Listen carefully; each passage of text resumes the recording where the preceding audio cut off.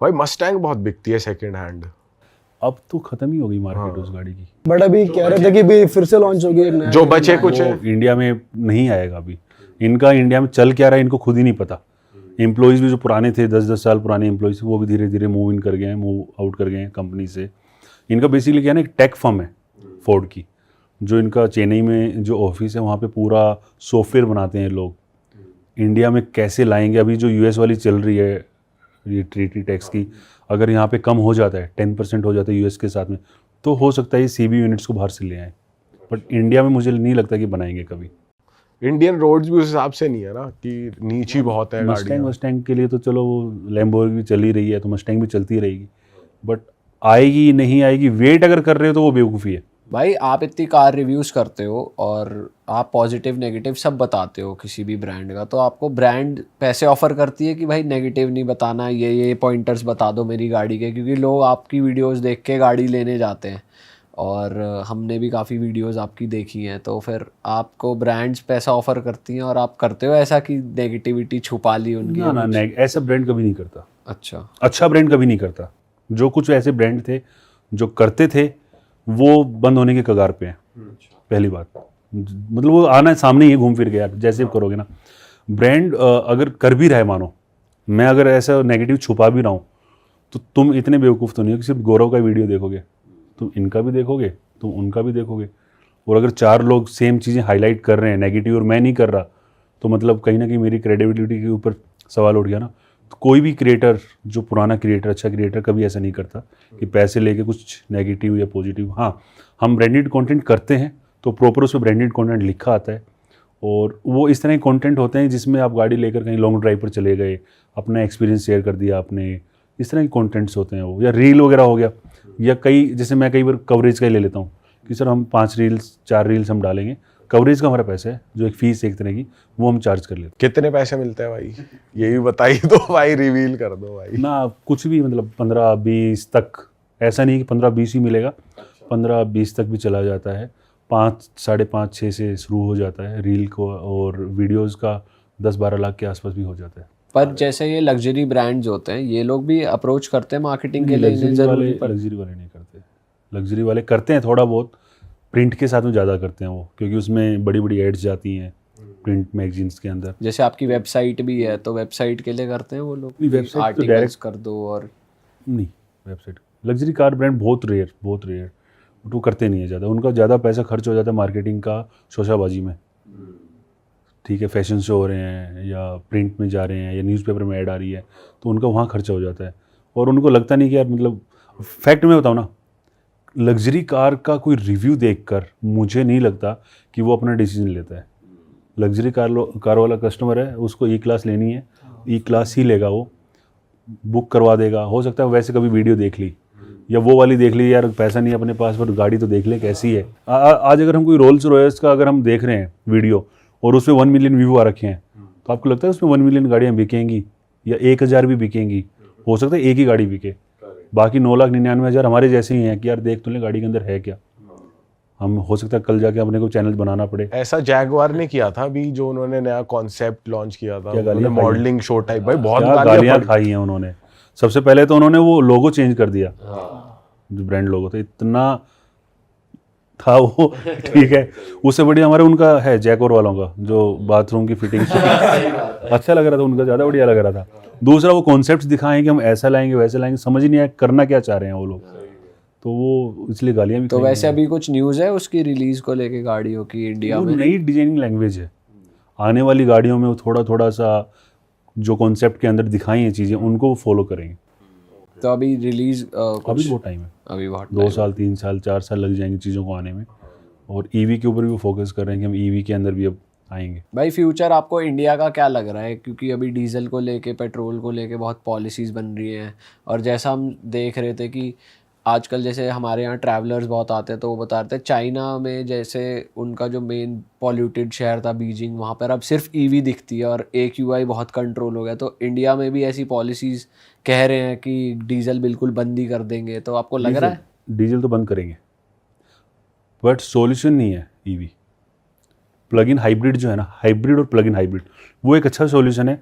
जहाँ पर आपको मानो 100 किलोमीटर जाना है, आप पहले जहाँ पे 10 लीटर तेल फूक रहे थे, अगर वहाँ सिर्फ 2 ही फूके तो 8 लीटर तो बचाना, पोल्यूशन उससे कम होगा ना।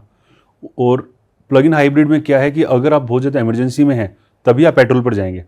आपको डेली 70-80 किलोमीटर ट्रैवल करना है तो आपको पेट्रोल इंजन चालू ही नहीं करना, आप ईवी में गए, ईवी में आ गए, तो वो एक अच्छा सॉल्यूशन है। चाइना में क्या है, चाइना में ईवी बहुत ज़्यादा बिक्री है। BYD नंबर 1 कार ब्रांड है। हफ्ते की यूनिट है उनकी 65,000 यूनिट, एक हफ्ते में बेचते हैं वो। सिर्फ BYD की बात कर रहा हूँ मैं। टेस्ला वैसला और जो नीचे के जो 200, 150, 200 ब्रांड है ना, उनका अलग नंबर है। BYD नंबर 1 है। सेकंड हाईएस्ट पे 8,000 यूनिट के साथ में टेस्ला ही है वहाँ पे। हफ्ते की 65,000 यूनिट का मतलब हो गया लगभग 2.5 लाख गाड़ियाँ EV सिर्फ BYD बेच रहा है एक महीने में। हमारे यहाँ बिक रही है 10,000 पूरी मिलाकर। भाई उन्होंने एक डिफेंडर जैसी गाड़ी भी है जो तैर रही है बेसिकली, मैं एक रील देख रहा था। अभी आया था ऑटो एक्सपो में। हाँ, अपने जो ऑटो एक्सपो हुआ था दिल्ली वाला, उसमें शोकेस किया था। U8 करके शायद उसका कुछ नाम था, डिफेंडर जैसी दिख रही थी वो। तो आ सकती है इंडिया में, ऐसा कुछ है? मुझे नहीं लगता लाएंगे, मतलब वो बिल्कुल कॉपी है। इंडियन गवर्नमेंट तो नहीं करेगी यार इतना, मतलब कि आप बिल्कुल कॉपी उठा के ले आओ। Correct. चाइना में तो आपको हर ब्रांड की कॉपी मिलेगी। लाइट BMW की, बम्पर आपको मर्सिडीज का, इंटीरियर पोर्सा का, हमने खुद देखी है। SCIC ग्रुप जो MG का जो पेरेंट कंपनी, इनके पास काफ़ी सारे ब्रांड्स हैं, 15-16 ब्रांड है, बहुत सारी चीज़ें कॉपी कर रखी है उन्होंने। पूरा मिक्सचर बना देते हैं हर Reverse किसी का, engineering जिसका चलती जो है। अच्छा लग रहा है उठा के बना के असेंबल कर कुछ भी दिया। कर देते हैं भाई मैं एक रील देख रहा था, वो जो स्पीड एक क्रिएटर है वो चाइना आया था, तो जब वो इंडिया आया तब यहाँ उसे बारात में ऐसे घोड़े पे बिठा के कर रहे थे। तो वो ना ग्लोबल क्रिएटर है, और जब वो चाइना गया तो उसे टेक दिखाया सारा कि उड़ने वाली गाड़ियाँ और पानी में तैरने वाली गाड़ियाँ। तो एक गाड़ी को दिखा रहा कि मोबाइल की ऐप से आप मोबाइल को राइट करोगे गाड़ी राइट झुकेगी, लेफ्ट करोगे लेफ्ट झुकेगी। तो ऐसे नचा रहा वो गाड़ी को सिर्फ मोबाइल की मूवमेंट से। तो मैं पागल हो गया भाई देख के कि ये बहुत कैसा आगे हैं यार फीचर वो। दे दिया बहुत भाई। आगे हैं चाइना वाले, बहुत आगे हैं। वहाँ जाओगे ना, आप गाड़ियों को देखो पागल हो जाओगे यार। ऐसी ऐसी गाड़ियाँ बना दी, ब्रेकर को देके जंप मार देती है। देखी होंगी ना आपने, बीच में एक आई थी, ब्रेकर अगर आ रहा है तो गाड़ी जंप कर रही है, खड़ी खड़ी जंप। खड़ी खड़ी जंप कर रही है, डांस कर रही है, घूम रही है। वो तो चलो G10 वगैरह तो देख ही लिया आपने, साइडवेज वाली हर चीज़ वो कर रहे हैं, और वो भाई अलग लेवल पे करते हैं वो करते हैं। बट काम की कितनी है टेक्नोलॉजी, वो अपने को देखना है।